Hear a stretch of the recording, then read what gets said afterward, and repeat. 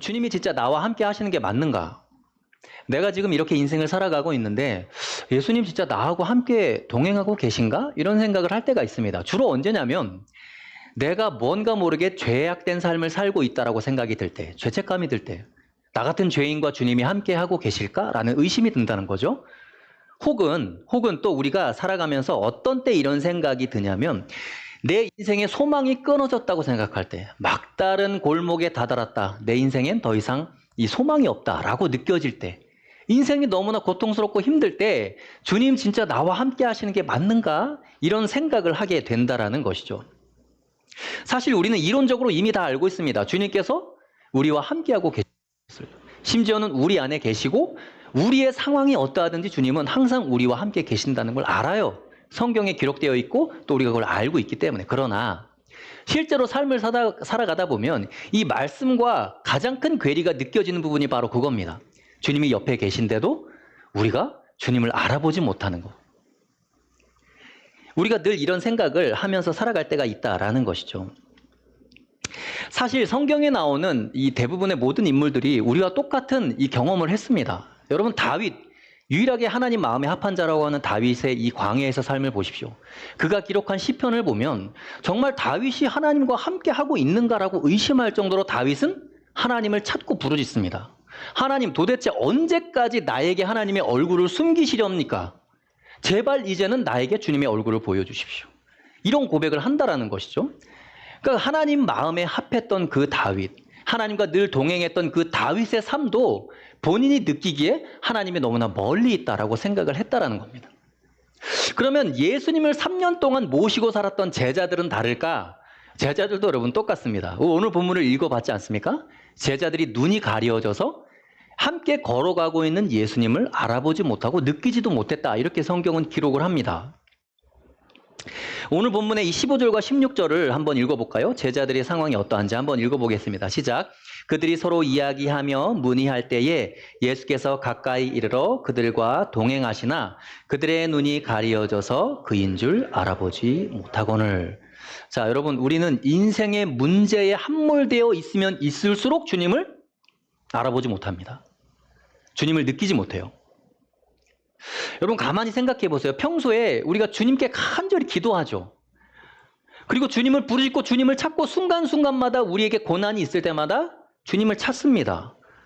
그런데 그렇게 주님을 찾는데 옆에 계신 주님을 알아보지 못한다? 느끼지 못한다? 요즘 뭔가 안 맞는 것 같아요. 예전에 여러분 수련회나 부흥회 참석해 보면 아실 다 경험이 있을 겁니다. 막 부흥회 때 기도해야 할 때 어떻게 기도해요? 주야! 막 그냥 소리 지르면서 기도하잖아요. 그렇지 않아요? 그죠? 막 간절히 부르짖고 찾잖아요. 막 고함을 치면서. 근데 저는 한번 그런 생각을 한 적이 있어요. 아니, 주님이 이 자리에 계시고 우리 옆에 계신데 저렇게 고함 치면서 기도하는 게 맞나 싶은 생각이 들 때가 있습니다. 주님이 십자가에 달린 지가 2000년이 지나서 2000살이 넘어서 귀가 잘 안 들리셔가지고 보청기를 끼셔야 되는 상황이면 우리가 그렇게 불러야 되는데, 주님이 그런 분도 아니고 이미 이 자리에 가득 계시고 내 안에 계시고 지금 이 공간 안에 주님이 계시고 성령께서 함께 하시는데 주야! 막 그냥 이렇게 부르짖는 게 맞나 싶은 거예요.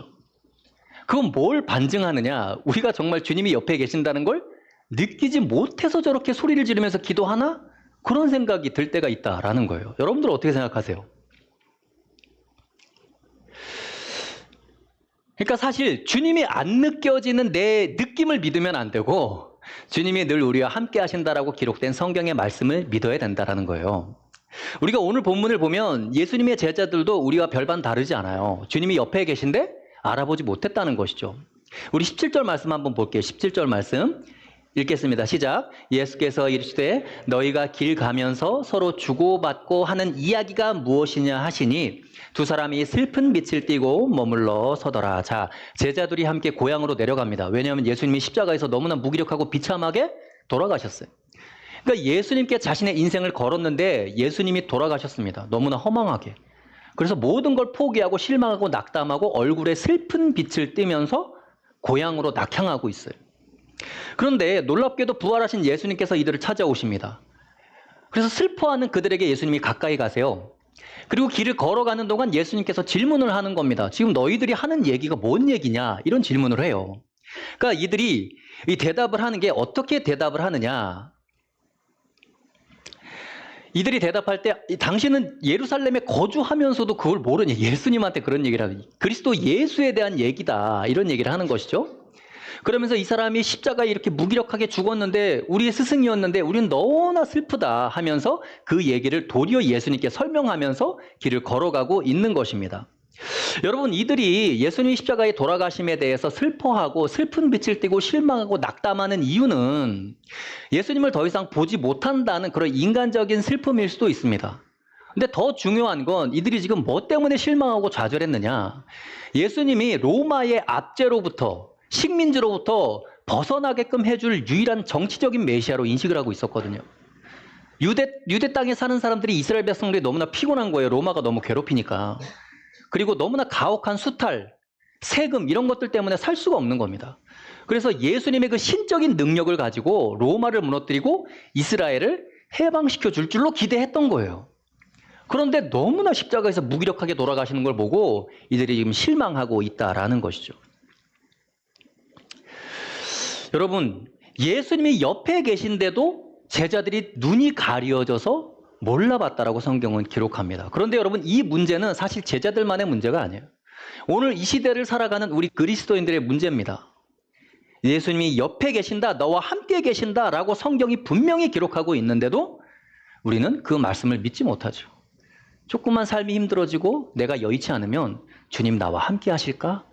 주님이 나를 버리신 게 아닐까? 이런 생각을 하게 된다라는 것입니다. 이것이 지금 우리가 살아가는 모습이고 우리의 연약함이고 현대 그리스도인들의 고질적인 병이라는 거예요. 오늘 여러분들과 이것에 대해서 좀 한번 나눠보고 싶습니다.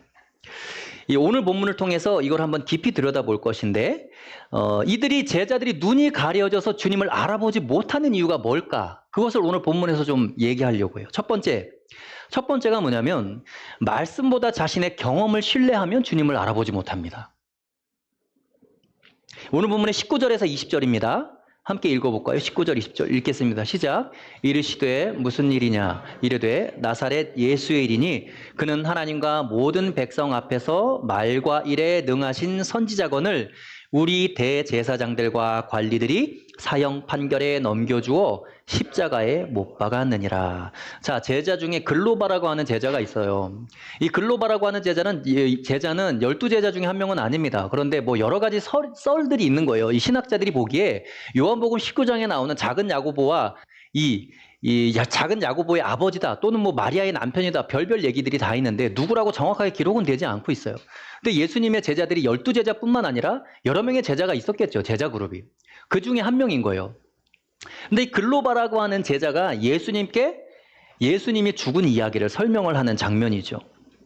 그분은 하나님과 모든 백성 앞에서 말과 일에 능하신 선지자였는데 대제사장과 관리들이 그를 죽였다, 이렇게 이야기를 합니다. 여러분, 지금 이 글로바가 하는 말이 맞아요, 틀려요? 맞는 말입니까, 틀린 말입니까? 반은 맞고 반은 틀려요. 말과 일에 능하신 분은 맞습니다. 그분은 하나님의 아들이니까, 신적인 능력을 갖고 있으니까, 참 하나님이시니까. 그런데 그분을 선지자라고만 얘기하는 건 틀린 말이에요. 왜냐하면 선지자가 아니라 그분은 누구예요? 구원자예요. 메시아예요. 그리스도입니다. 죄를 사하는 능력이 그분께 있기 때문에 그분이 우리의 죄를 사하고 구원해 주실 분이에요. 그러니까 선지자로만 인식한다라는 데 문제가 있는 겁니다. 자, 예수님을 왜 지금 선지자로만 규정하고 있을까요? 자신들의 과거의 경험 때문에 그래요. 과거의 이스라엘 역사 속에 존재했던 수많은 말과 일에 능한 선지자들이 너무나 많았죠. 그런데 그 말과 일에 능한 선지자들을 누가 죽였어요? 그 이스라엘 백성들이 죽였어요. 관리들이 죽였다고요. 종교인들이 그 선지자들을 돌로 쳐서 죽였어요. 그러니까 과거의 역사적인 경험이 있는 거예요. 그러니까 그 죽임당한 선지자들 중에 예수도 한 명일 거다라고 생각을 하는 겁니다. 그러니까 과거의 그 경험에 벗어나지 못하고 그 경험의 틀이 너무나 견고해서 예수님을 자신들의 죄를 사할 구원자로 보는 게 불가능한 겁니다. 이들의 눈이 가리워졌다는 게 바로 그 경험 때문에 그래요. 마태복음 13장 37절에 보면 예수님께서도 그런 말씀을 하신 적이 있어요. 예루살렘아 예루살렘아 선지자들을 죽이고 내게 파송된 자들을 돌로 치는 자여, 암탉이 그 새끼를 날개 아래 모음같이 내가 내 자녀를 모으려 한 일이 몇 번이려나. 그러나 너희가 원하지 아니하였도다. 하나님이 보내신 선지자들을 모조리 죽이고 돌로 치는 것이 과거의 이스라엘의 역사였다는 거예요. 과거 자기 조상들의 전통과 경험입니다. 그러니까 과거의 그 모든 선지자들이 그랬듯이 예수도 그냥 그 중에 한 명일 것이다라는 거예요. 경험 안에 묻어두는 것이죠. 여러분, 철저하게 경험을 근거로 예수님의 존재를 인식하고 있다라는 거예요. 예수님이 구원자다, 메시아다라고 이사야서에 기록된 그 말씀을 믿어지지가 않는 거예요. 경험 때문에. 여러분, 예수님을 선지자다, 메시아다라고 하는 차이는 엄청난 차이입니다. 이건 자기의 구원과 직결된 고백이에요. 그런데 이스라엘 사람들은 자신들의 역사적 경험을 구약의 하나님 말씀보다 늘 우위에 두고 살았거든요. 장로들의 전통, 이것을 하나의 율법으로 치부하면서 말씀보다 그것을 더 우위에 두고 살았다고요. 마태복음 16장 13절 14절 한번 읽어볼까요? 예수님께서 하신 말씀입니다. 읽겠습니다. 시작. 예수께서 빌립보 가이사랴 지방에 이르러 제자들에게 물어 이르시되 사람들이 인자를 누구라 하느냐? 이르되 더러는 세례 요한, 더러는 엘리야, 어떤 이는 예레미야나 선지자 중에 하나이다. 자, 예수님께서 제자들에게 물어, 야, 사람들이 나를 뭐라 그러냐? 그러니까 예수님을 구원자, 메시아다, 그리스도라 라고 얘기하는 사람이 한 명도 없다는 거예요. 이스라엘 백성 중에. 심지어는 제자들도 예레미야다, 이사야다, 뭐 세례 요한이다. 선지자로 인식을 하고 있다는 거예요. 예수는 말과 일에 능하신 선지자였다라고 지금 이 제자들이 고백을 하죠. 전통과 경험 때문에 예수님에 대해서 자신들의 죄를 사하고 구원할 수 있는 자로 보기가 힘들다는 겁니다. 인식 전환이 이게 불가능하다는 거예요. 그러니까 하나님의 말씀보다 경험을 신뢰하고 의지한다는 것이 이렇게 무서운 거예요. 자기를 구원에 이르지 못하게 할 수도 있다는 겁니다. 여러분, 우리가 인생을 살면서 무언가를 결정하고 선택해야 될 때 여러분이 무엇을 근거로 선택하고 결정하는지를 한번 생각해 보세요. 대부분 과거의 나의 경험이나 다른 사람의 경험을 듣고 선택하고 판단합니다. 그렇지 않아요? 대부분 그렇거든요. 이 타일러라고 하는 한국에서 활동하는 미국 출신의 이 방송 연예인이 있어요. 여러분 잘 아실 거예요. 그렇죠? 근데 이 사람이 방송에 나와서 이야기하는 거를 제가 한번 봤어요. 근데 뭐 어떤 이야기를 하냐면 이 외국인들이 바라보는 한국 사람들의 아주 중요한 공통점 중에 하나가 뭐냐면 불확실한 것을 싫어한대요. 이 다른 나라 사람들보다 불확실성에 대한 두려움이 있다는 거예요. 그래서 안정적인 것만을 추구하는 성향이 너무나 강하다는 겁니다. 자신들의 경험으로 검증되지 않은 것들에 대해서는 일단 네거티브하게 생각을 한다는 거예요. 그러다 보니까 뭔가를 시도하려고 할 때, 새로운 거를 하려고 할 때, 그거를 하려고 할 때 다른 사람이 이야기할 때 나 그거 해봤는데 망했어. 그러면 안 한대요. 근데 독일 사람들이나 다른 사람들은 나 그거 해봤는데 망했어. 자기 경험을 얘기하잖아요. 그러면 그 사람이 왜 망했는지 원인을 분석한대요. 왜 실패했는지. 그거를 분석하고 자기가 다시 그걸 하게 되면 어떻게 하면 그 실패 요인을 극복할 수 있는지를 생각한다는 거예요. 근데 우리나라 사람들은 다른 사람이 그걸 해봐서 망했다 그러면 일단 안 한대요. 그러니까 여러분 100% 경험에만 의존을 하니까 본인이 시도하려고 하는 이 미래의 꿈과 비전에 대한 본질을 볼 수가 없다는 거예요. 여러분 신앙도 똑같아요. 말씀에 순종하는 것보다 내가 경험에 순종하면 세상적으로는 좀 더 안정된 선택을 할 수 있다고 생각을 하겠죠. 그러나 신앙적으로 볼 때 그 선택의 결과는 주님을 제대로 볼 수 있는 시선을 가리는 역할을 한다는 거예요. 하나님이 어떤 분이신지 정확하게 인지하고 인식하는 걸 불가능하게 만든대요. 왜냐하면 하나님은 우리의 불확실한 상황 속에서 하나님만을 의지하도록 만드셔서 하나님 자신을 드러내거든. 아브라함의 삶이 그랬고요. 모세의 삶이 그랬고요. 다윗의 삶이 그랬어요. 늘 불확실한 환경으로 하나님이 거기에 몰아넣으셔서 하나님이 자신을 보여주시고 계시하시고 역사를 만들어 가셨거든요. 하나님은 그들 자신들의 경험보다 하나님의 말씀을 의지하게 하셨습니다. 불확실한 상황 속에서. 오늘 본문의 제자들이 예수님을 알아보지 못하다가 어느 순간에 이들의 눈이 밝아져서 예수님을 알아보느냐? 예수님이 성경의 말씀을 풀어서 설명하실 때, 말씀을 풀어서 설명하셔서 그들이 말씀을 받아들이고 말씀을 믿기 시작할 때부터 그들의 경험의 틀이 깨지고 예수님을 제대로 보기 시작했다라고요. 사랑하는 여러분, 하나님의 말씀이 여러분들의 경험보다 우선순위에 있게 되길 간절히 소망합니다. 하나님의 말씀이 우리를 불확실한 길로 인도할 때 그 불확실성조차도 하나님의 신실한 계획이라는 걸 신뢰해야 돼요. 여러분, 그게 믿음입니다. 예수님께서 보이지 않고 불확실한 십자가의 길을 선택하심으로 말미암아 하나님의 영광이 더 선명해지는 거예요. 하나님의 영광이 더 밝게 드러나는 것이죠. 내 경험이 아닌 하나님의 말씀이 인도하는 길을 선택하시는 저와 여러분들 되실 수 있기를 축복합니다. 자, 주님이 일상 속에서 나와 함께 하심에도 왜 우리는 주님을 알아볼 수 없느냐, 느끼지 못하느냐, 그 두 번째 이유는 우리가 가지고 있는 왜곡된 소망 때문에 그래요. 제자들이 소망하고 바랬던 내용과 하나님께서 소망하시고 바랬던 내용이 달랐다는 데에 심각한 문제가 있습니다. 오늘 본문의 21절 말씀인데요. 한번 읽어볼까요? 21절입니다. 읽겠습니다. 시작. 우리는 이 사람이 이스라엘을 속량할 자라고 바랐노라. 이뿐 아니라 이 일이 일어난 지가 사흘째요. 우리는 예수라는 사람이 이스라엘을 속량할 자라고 바랐노라 이렇게 얘기하죠. 그런데 이 속량하다라는 헬라어는 리트로라는 단어를 썼는데 이것은 이 죄를 사하는 구원하다라는 의미의 속량이 아니에요. 이건 정치적인 의미입니다.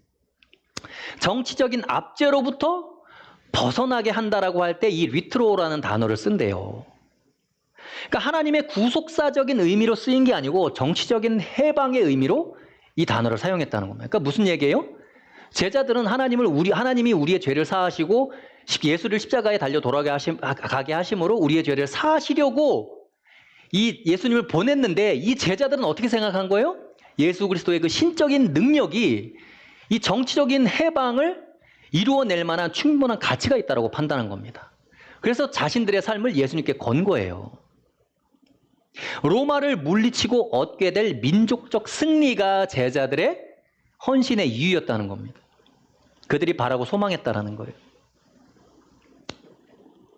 그러니까 정치적인 메시아로 예수님을 이 땅에 보내신 것이 아니고 하나님은 십자가에서 예수님을 희생제물이 되게 하셔서 인류의 죄를 속하시고 인간들을 구원하시기 위해서 예수님을 보냈다는 거예요. 그러니까 하나님의 바람은 예수님이 처참하게 십자가에서 죽는 거예요. 그게 하나님의 계획이에요. 근데 제자들의 바람은 예수님께서 민족적 승리를 이루시는 위대한 승리자가 되는 겁니다. 완전히 달랐죠. 왜곡된 소망을 가지고 있었다는 거예요. 결국 제자들의 소망과 하나님의 소망이 완벽하게 달랐다는 사실이 제자들의 눈을 가리게 만든 거다라는 겁니다. 사랑하는 여러분, 여러분이 지금 원하고 바라고 소망하는 그 꿈이 있을 거예요, 다. 그거 진짜 하나님이 원하시는 거예요? 한번 생각해 봤어요, 여러분? 진짜 하나님이 원하고 바라시는 건가? 우리는 늘 그렇습니다. 내가 간절하게 기도하면서 내가 소망하고 있는 그 일이 이루어지기 위해서 하나님의 도우심이 필요하다고 하나님을 찾죠. 내가 원하는 것을 이루기 위해서는 하나님의 능력이 필요하기 때문에 내가 소망하고 있는 그 일이 하나님도 원하시는 일이라고 스스로 합리화하면서 하나님을 거기에 개입시키죠. 하나님께도 영광이 되는 일이라고. 그러면서 기도하면서 종교적인 체면을 우리에게 거는 거죠. 만약에 지금 여러분들이 되고 싶어하는 그거, 여러분들이 바라고 소망하는 그거, 하나님이 나는 너에 대한 계획 그거 아니야. 너 그거 하는 거 나 원치 않아 라고 하면 여러분 내려놓을 수 있어요? 성경에 나오는 인물 중에 유일하게 하나님 마음에 합한 사람이 아까 다윗이라 그랬죠. 다윗이 여러분 이 통일 왕국을 건설하고 위대한 왕이 되는 게 다윗의 꿈이 아니었어요. 다윗의 인생의 목표는 단 한 가지였습니다. 뭐예요? 하나님을 위한 성전을 지어드리는 거예요. 그래서 나단 선지자에게도 물어봤는데 내가 이런 꿈과 비전을 가지고 있는데 하나님께서 어떻게 생각하실까요? 나단 선지자에게 물어봤습니다. 그러니까 선지자가 당신 하나님 마음에 합한 사람이니까 당신이 뭘 하든지 하나님은 좋아하실 겁니다. 이렇게 얘기해요. 심지어 선지자도. 우리 사무엘하 7장 2절과 3절 말씀 한번 읽어볼까요? 7장 2절 3절 읽겠습니다. 시작. 왕이 선지자 나단에게 이르되 볼지어다 나는 백향목 궁에 살거늘 하나님의 궤는 휘장 가운데에 있도다. 나단이 왕께 아뢰되 여호와께서 왕과 함께 계시니 마음에 있는 모든 것을 행하소서 하니라. 자, 나단도 그거 맞습니다. 그거 하나님께서도 원하실 것입니다. 이렇게 얘기를 하죠. 그런데 정작 하나님은 뭐라고 말씀하시는가? 역대상 28장 3절입니다. 읽겠습니다. 시작. 하나님이 내게 이르시되 너는 전쟁을 많이 한 사람이라 피를 많이 흘렸으니 내 이름을 위하여 성전을 건축하지 못하리라 하셨느니라. 여러분, 성전 지어드리는 거 귀한 일이에요. 그런데 그 귀한 일 하나님이 원하지 않을 수도 있다는 겁니다. 여러분들이 소망하고 바라는 거 하나님께 영광이 되는 일이라고 생각할 수 있어요. 그런데 여러분을 향한 하나님의 계획은 전혀 다른 곳에 있을 수 있다는 겁니다. 그럴 때 하나님이 그거 아니다라고 말할 때 여러분들이 지금 달려가고 있는 그 길을 멈출 수 있겠냐라고 하는 겁니다. 다윗이 착각했어요. 자기는 하나님의 마음에 합한 자이기 때문에 당연히 내가 하는 그 일이 하나님께 영광이 되는 일이고 하나님도 원하실 거다라고 생각했습니다. 그런데 하나님이 아니다라고 얘기하는 거예요. 하나님의 계획과 다윗의 계획, 하나님의 소망과 다윗의 소망이 완전히 달랐어요. 지금 제자들이, 글로바라고 하는 제자와 이 다른 제자들이 걸어가면서 슬픈 빛을 띠고 절망하면서 예수님을 알아볼 수 없었던 이유가 바로 거기에 있는 거예요. 하나님이 바라는 바람과 자신들의 바람이 달라요. 왜냐? 십자가에 달린 예수는 내가 원하는 예수가 아니거든요. 사랑하는 여러분, 하나님께서 원하시는 일에 여러분들의 소망을 두시기 바랍니다. 여러분들이 원하는 일에 여러분들이 세운 계획 속에 하나님을 끼워 넣지 마세요. 하나님은 깍두기가 아닙니다. 그것은 창조주와 이 피조물의 관계론적 차원에서도 옳지 않아요. 내가 원하는 일을 꿈꾸면 안 됩니다. 하나님께서 원하시는 일을 꿈꿔야 돼요. 내가 원하는 일이 아니라 하나님의 꿈과 하나님의 비전을 이뤄드리는 여러분들 되실 수 있기를 축복합니다. 그래서 하나님의 꿈이 여러분들의 인생의 목표가 될 수 있기를 축복합니다. 자, 세 번째 이유입니다. 주님과 함께 걸어가고 있음에도 왜 이들의 눈이 가리워져서 주님을 볼 수 없을까? 세 번째 이유는 뭐냐면 신앙생활이 너무나 의타적이기 때문에 그래요. 오늘 본문의 22절에서 24절 말씀인데 함께 읽어볼까요? 읽겠습니다. 시작. 또한 우리 중에 어떤 여자들이 우리로 놀라게 하였으니 이는 그들이 새벽에 무덤에 갔다가 그의 시체는 보지 못하고 와서 그가 살아나셨다 하는 천사들의 나타남을 보았다 함이라. 또 우리와 함께 한 자 중에 두어 사람이 무덤에 가 과연 여자들이 보았으나 예수는 보지 못하였느니라 하거늘. 자, 예수님께서 허망하게 죽으시고 난 다음에 제자들의 무리 중에 어떤 일이 있었냐면은 그들 중에 여자 둘이 예수님의 무덤에 직접 찾아간 겁니다. 확인하려고. 그랬더니 시체가 없어졌다는 거예요. 그래서 너무나 당황스러운데 순간 뒤를 돌아봤더니 천사가 있는 겁니다. 그래서 그 천사가 예수님이 살아나셨다, 부활하셨다 얘기를 했다는 겁니다. 그래서 그 여자들이 듣고 제자들에게 다시 돌아와서 제자들에게 그런 얘기를 했다는 거예요. 그래서 그들 중에 또 한 두어 무리가 가서 다른 제자들이 가서 그것을 확인했더니 실제로 그렇더라 라는 얘기를 전해 들었다는 거예요. 전해 들어서 지금 너무나 슬프다는 겁니다. 자, 그 일이 진행될 때까지 자기들은 뭐 한 거예요? 예수님이 돌아가시고 시체가 없어지고 천사가 나타나고 이것들을 경험한 얘기를 카더라라는 얘기를 들으면서 본인들이 확인한 게 뭐냐는 거예요. 아니, 정 답답하면 예수님이 살아생전에 말씀하셨던 구약 성경을 읽으셨던 그 이사야서를 찾아보든지, 회당에서 말씀하실 때 구약 성경을 낭독하실 때 아, 예수님이 그런 말씀을 하셨지, 내가 가서 직접 성경의 말씀을 눈으로 확인해야겠다. 진짜 그런가? 아니면 시체가 있는 무덤에 자기들이 직접 가서 눈으로 확인을 하든지. 상황이 이렇게 될 동안 자기들은 뭐 했냐는 거예요. 전부 다 남이 해준 얘기만 듣고 절망하고 좌절하고 있어요. 여러분, 신앙생활 마찬가지예요. 다른 사람이 이야기하는 예수님, 누군가가 이야기하는 하나님을 믿는 게 아니에요. 내가 직접 읽은 성경과 직접 말씀을 접하고 깨닫고 하나님을 만나는 게 필요해요. 자신의 삶 속에서 자기가 직접 경험한 하나님을 신뢰하고 믿는 것이 자기 신앙의 뿌리가 돼야 된다라는 거예요. 현대 그리스도인들의 가장 큰 문제가 있다면 직접 성경을 읽지 않는다는 데 문제가 있어요. 자기가 직접 성경을 읽고 텍스트 속에서 예수님을 발견하는 훈련이 돼야 삶 속에서 예수님을 볼 수 있겠죠. 경험할 수 있겠죠. 이 시대의 그리스도인들은요, 전부 다 자기 성장의 주도권을 미디어에 넘겨주고 살아가요. 유튜브 보고 인스타 보면서 자기 신앙의 성장이 된다라고 믿고 있어요. 아니에요, 여러분. 자기가 직접 성경을 통해서 말씀 속에서 하나님을 자기 주도적으로 만나야 되는 거예요. 성경 이외에 다른 것을 의존하는 철저하게 의타적인 신앙생활을 하기 때문에 예수님을 삶에서 경험할 수가 없는 거죠. 하나님께서 성경의 약속대로 하나님의 살아있는 말씀을 내 인생 가운데서 어떻게 이루어 가시는지 그걸 봐야 될 거 아니에요. 그걸 봐야 믿음이 성장하겠죠.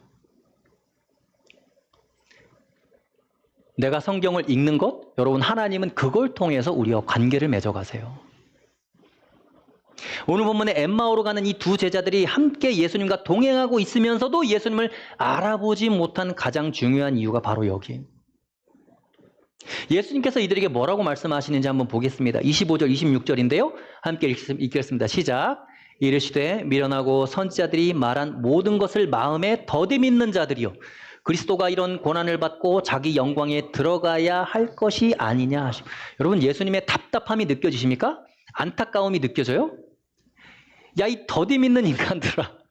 성경을 좀 읽어라. 거기다 기록되지 않았냐. 고난을 받고 영광에 들어가야 된다는 거 이사야가 얘기하지 않았냐. 다른 선지자들이 얘기하지 않았냐. 좀 성경을 읽어라. 중요한 것은 선지자들을 통해서 말씀하신 구약의 말씀이 이루어져야 너희가 산다라는 거예요. 사랑하는 여러분, 하나님의 말씀만이 어두워져 있는 우리의 눈을 밝힐 수 있습니다. 하나님의 말씀만이 예수 그리스도를 볼 수 있게 하는 힘이 있어요. 엠마오로 가는 제자들의 눈이 가리워지고 어두워져서 주님을 볼 수 없었던 이유, 말씀의 부재 때문에 그래요. 내 백성이 지식이 없어서 망하는도다. 성경을 통해서 예수를 볼 수 있어야 삶 속에서 나와 동행하시는 예수님을 볼 수 있는 겁니다. 누가복음 24장 27절 31절로 이어서 한번 읽어볼게요. 27절 31절 읽겠습니다. 시작. 이에 모세와 모든 선지자들의 글로 시작하여 모든 성경에 쓴 바 자기에 관한 것을 자세히 설명하시니라. 그들의 눈이 밝아져 그인 줄 알아보더니 예수는 그들에게 보이지 아니하시니. 자, 그들의 눈이 밝아져 이제 알아보게 됩니다. 알아보게 돼요. 그래서 알아보게 되니까 성경이 풀어지고 성경이 믿어지고 성경이 깨달아지니까 눈이 밝아져요. 그래서 주님을 볼 수 있게 됩니다. 그래서 엠마오로 가는 이 절망의 길에서 이들이 돌이켜서 다시 부활의 현장으로 다시 가게 돼요. 삶의 방향이 바뀝니다. 사랑하는 여러분, 부디 하나님의 말씀을 여러분의 중심에 두시기 바랍니다. 이 성경을 인생의 기준으로 세우고 그 기준이 여러분들의 삶을 이끌어가게 해야 돼요. 다스리게 해야 됩니다. 특별히 그래서 여러분 이번 사순절 기간에 우리가 하나님의 말씀을 직접 읽고 직접 쓰기도 할 겁니다. 지금 이정희 목사님과 다 구매를 했고, 그래서 아까 예배 전에 광고를 했었어야 했는데 제가 놓쳤어요. 사순절 기간에 우리가 성경 필사를 하게 될 거예요. 필사 해봤어요, 여러분? 성경을 손으로 써봤습니까? 아, 네. 이번에 한번 제대로 써보시기 바라요. 그래서 써보면서 하나님의 말씀이 어떻게 나에게 다가오는지, 또 쓰는 것과 읽는 게 또 다르거든요. 그래서 여러분 사순절 기간에 열심히 쓰시고 하나님의 말씀을 깊이 묵상하시는 그런 사순절 기간이 될 수 있기를 축복합니다. 그리고 또 한 가지 북클럽도 할 거예요. 네, 줌으로 북클럽 해서 책을 가지고 함께 읽어오는 거 아니에요? 그 자리에서 한 20분 정도 같이 읽을 겁니다. 오디오북을 틀어서 읽고 그 읽은 느낌과 하나님 주시는 마음을 함께 나누는 그런 시간을 가질 거예요. 한 3주 정도 걸쳐서 할 건데, 그것도 여러분 우리 그 네이처치 톡방에다가 단톡방에다가 이 방법이나 이런 거 자세하게 광고해서 올릴게요. 올리니까 여러분들 잘 참여해 주시고, 이번 사순절 기간 특별히 여러분 깊이 말씀을 여러분 묵상하시기 바라요. 그래서 여러분들 삶의 중심에 말씀을 둘 수 있는 그런 사순절이 될 수 있기를 축복합니다. 네, 제가 3가지 말씀드렸죠? 뭘 말씀드렸죠? 예수님을 우리 삶 속에서 알아보려면 뭐예요? 첫 번째 뭐예요? 경험보다 말씀을 의존해야 돼요. 두 번째 무엇입니까? 내 계획이 아니라 하나님의 계획이 나의 꿈과 비전이 되는 거예요. 그걸 위해서 살아가야 돼요. 세 번째 무엇입니까? 신앙의 성장의 주도권을 다른 것들에 내어주지 마세요. 성경의 이 하나님의 말씀에 여러분들의 신앙 성장의 주도권을 주시기 바랍니다. 우리 시간 함께 기도할까요?